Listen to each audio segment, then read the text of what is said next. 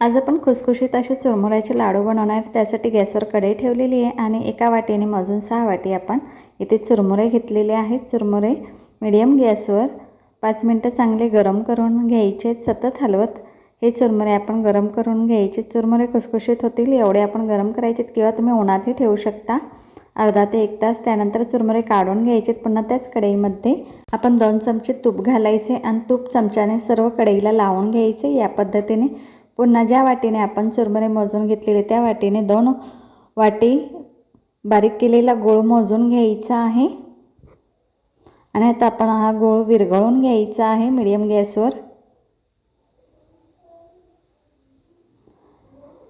चमच्याने चांगलं एकत्रित करायचं आहे गूळ.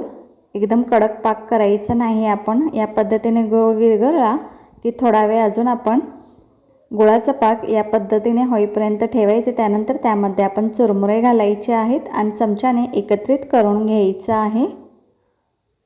गॅस आपण बारीक केलेला आहे. चांगलं एकत्रित करून घ्यायचं आहे. आता गॅस बंद करायचा आहे आणि आता आपण ह्याचे लाडू बांधून घ्यायचे आहेत किंवा तुम्ही एका प्लेटला तेल लावून त्यामध्ये हे पसरून चिक्की टाईप ह्याचे चौकोनी काप करू शकता.